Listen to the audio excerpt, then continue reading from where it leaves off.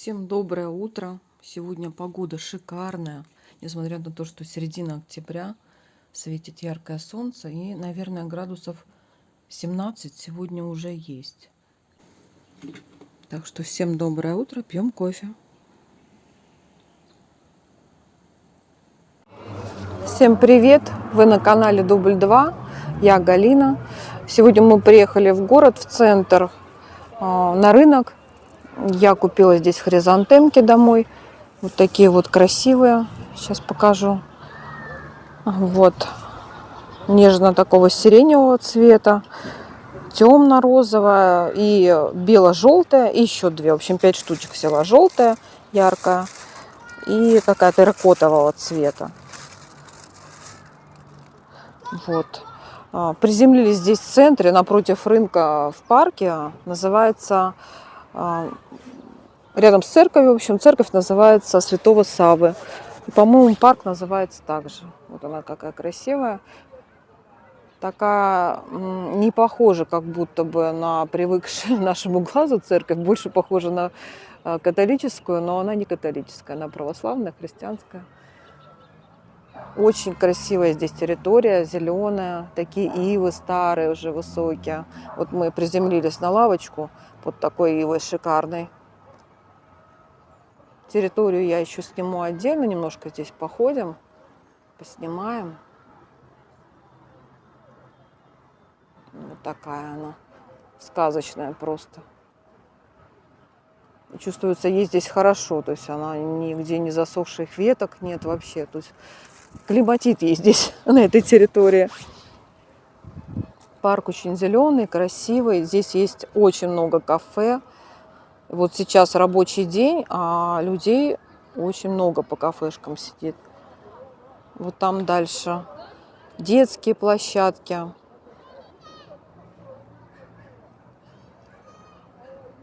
Вот сын убежал купить плесковицу. Сейчас принесет, перекусим.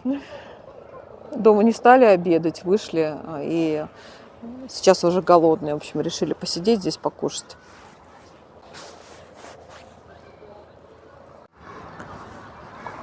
Принес сын плесковицу, купили. Никит, вкусно? Бывало и лучше, да? Понятно. Ладно, я пошла снимать парк. Такие козырьки, там играют, я вижу, дедушки, пожилые люди, в общем, шахматы. Вот там по окраине это разные кафе.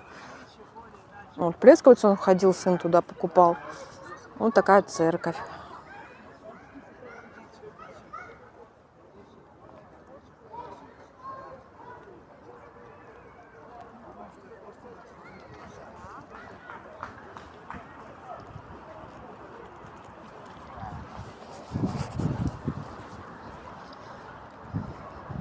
Везде люди сидят, отдыхают. Сегодня погода, конечно, солнечная, хорошая, но не тепло. Нельзя сказать, что прям тепло. Как-то, если постоять на одном месте, особенно если в тенечке, то прям совсем холодно становится. Ну, уже осень, октябрь. Такие розы еще цветут. Здесь они, правда, какие-то немножко такие чахлые. Вот с этой стороны церковь.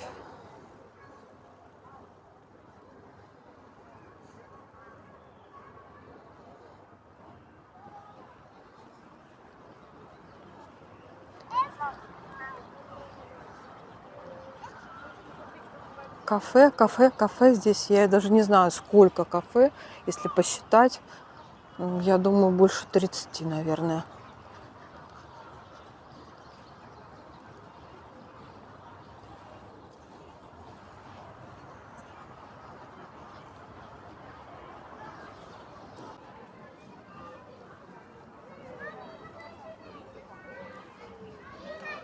Попкорн. Очень много здесь попкорна продают. Видно, пользуются спросом, любят. Мы берем в магазине готовый, в ведре, ведрышками. И вот красотки ивы. Вон какие.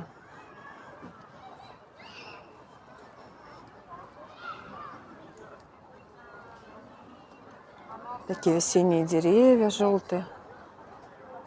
Красота. И вот ивы. Просто шикарные.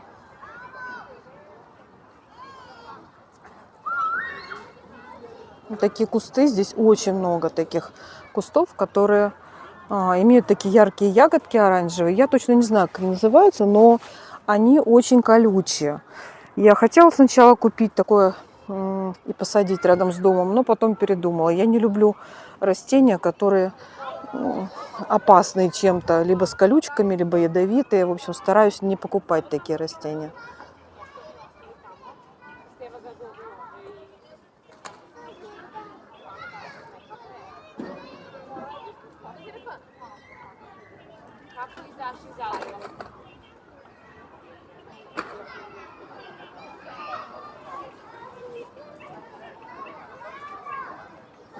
Осень, конечно, украшает.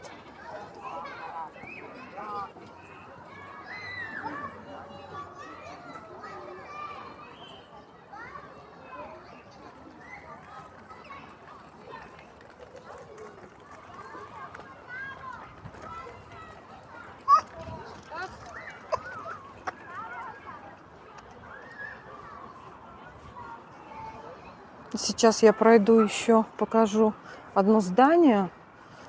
Мы там с Никитой уже были. Расскажу, почему оно мне знакомо уже, с каким вопросом мы туда приходили, вернее, с каким делом. Вон мой сын сидит вдалеке под ивой, под красивой. Вот, а сюда вот направо, по этой дорожке от парка Святого Саввы, если пройти. И сейчас я не пойду туда, я просто приближу. Вот оно. Такое кирпичное здание. Это здание администрации города. Мы там были с Никитой и получили разрешение на продажу моих работ в центре города. То есть здесь можно продавать какие-то картины, там, не знаю, там какие-то старинные пластинки, еще что-то, какие-то интересные вещи в центре города. Это типа как Арбат, что ли, в Москве.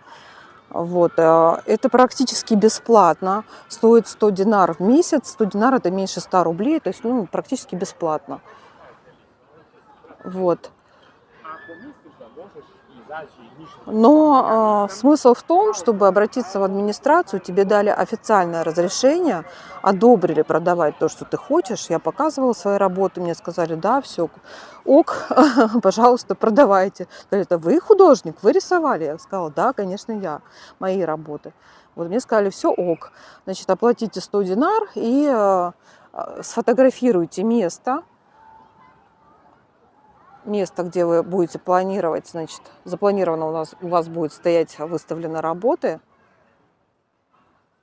И, пожалуйста, получайте разрешение и продавайте их.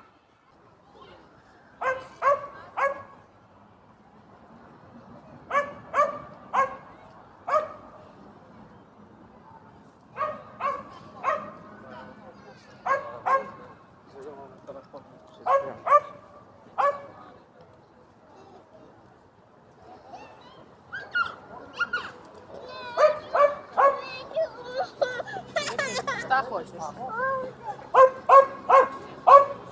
Собачка лает.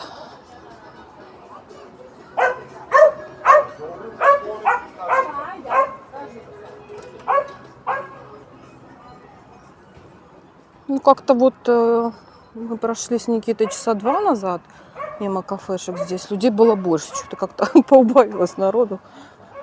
Так сидят, конечно.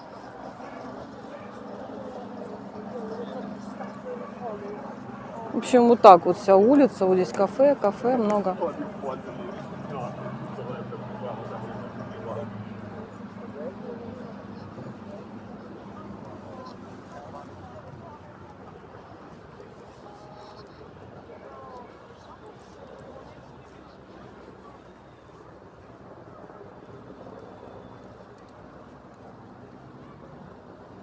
Вот опять шикарная ива. Вообще. О, какая красотка.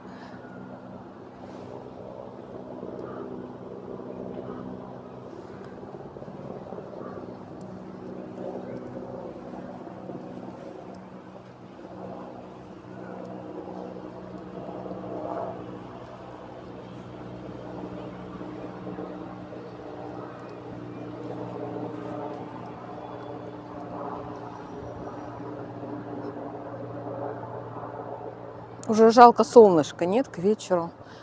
Когда солнышко, все это смотрится вообще прекрасно.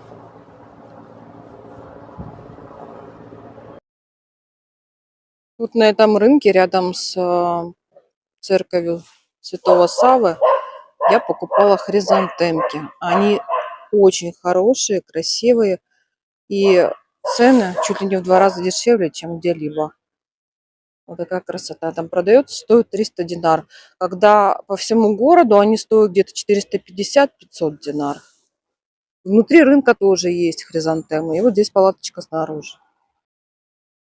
Всем привет! Вы на канале Дубль 2. Я Галина. Сегодня я постараюсь покороче рассказать о получении ВНЖ, что для этого необходимо, как его получали мы. Значит, приезд в Сербию ваш должен начаться с того, что в первые сутки вы должны обратиться в отделение полиции и зарегистрироваться. Сделать, так называется, белый картон. Выглядит он как лист А4 формата, белый лист с табличкой. Туда вписываются ваши данные. Имя, фамилия, какого числа вы летели в Сербию, по какому адресу вы будете зарегистрированы.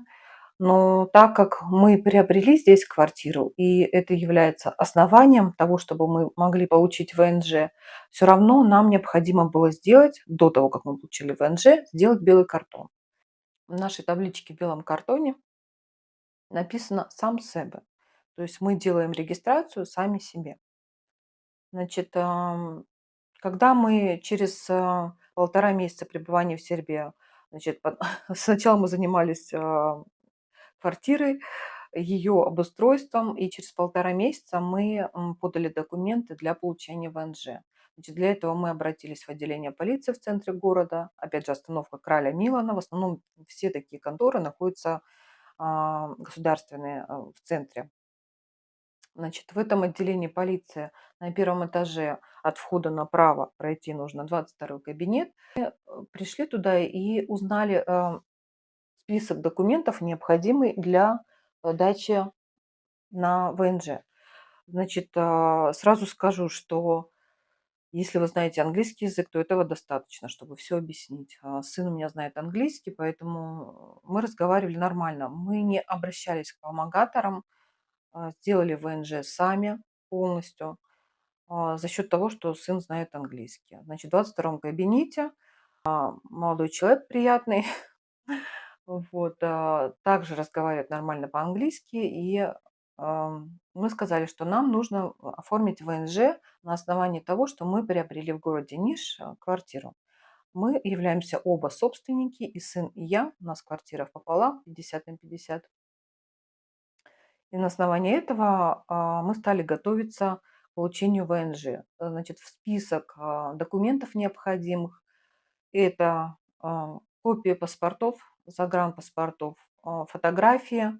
Фотографии, кстати, я сделала даже в России 5 на 5. Но эти фотографии, они не идут на карточку Боровка, то есть ВНЖ.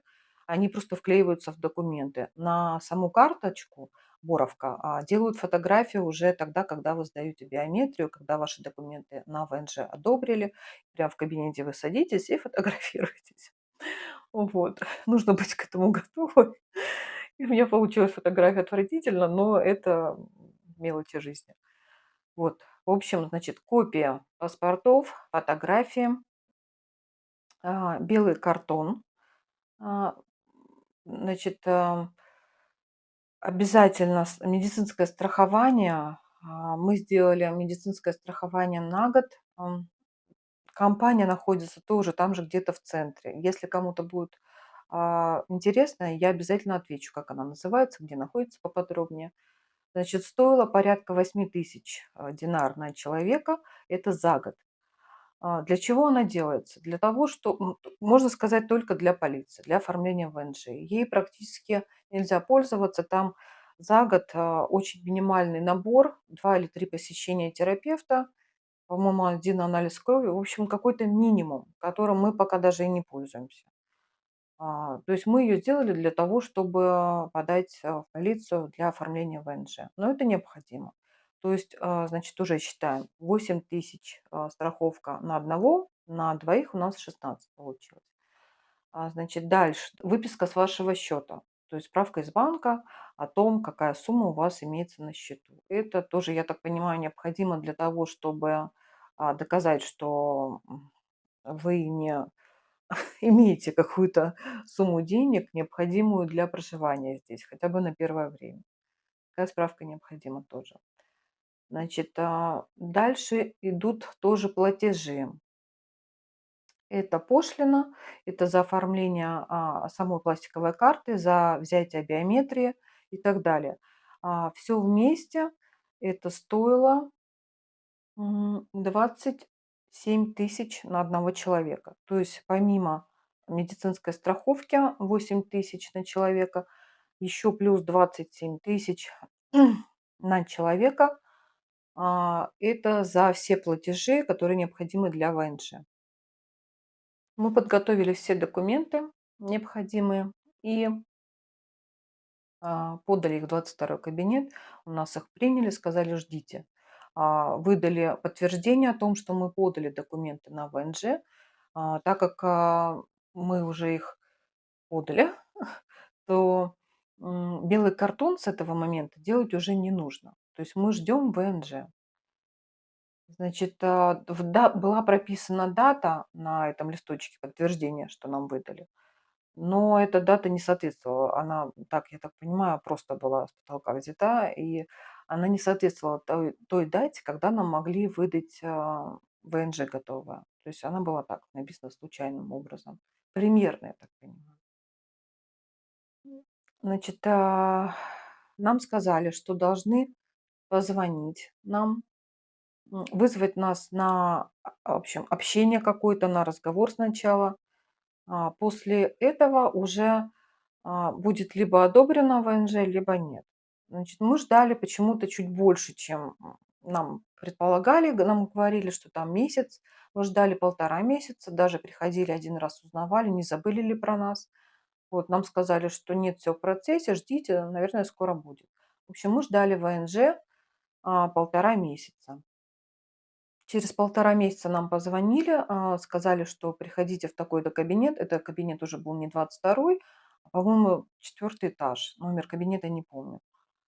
Вот, мы пришли с сыном вдвоем. Разговор выглядел так. Нас просто спрашивали, почему вы сюда переехали, чем вы будете здесь заниматься, какое основание у вас. Ну, мы сказали, что мы купили квартиру, мы оба собственники. Вот на этом основании мы хотим сделать ВНЖ и здесь работать. Спросили, какое у нас образование, кем мы работали в России. Ну, в общем, какой-то такой разговор, ознакомительный, я бы сказала. Спросили, есть ли еще у нас родственники. Спросили, есть ли у меня муж, он приедет потом или как. Я сказала, что нет, мы развелись, мужа у меня нет. Я уже давно живу с сыном, вдвоем мы живем. Мы стали ждать. И еще через неделю нас уже вызвали в 22 кабинет для подачи биометрии и оформления ВНЖ. Вот. В 22 кабинете все проходило уже очень спокойно, доброжелательно.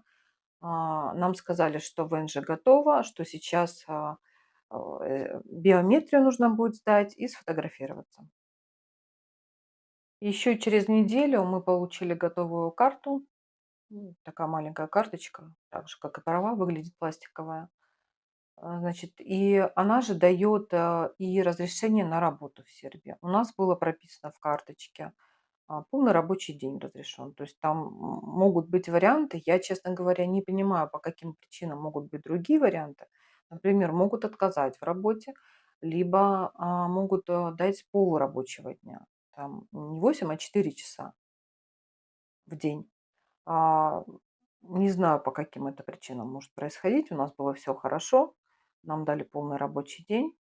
В общем, мы имеем право теперь здесь жить, работать. Вот.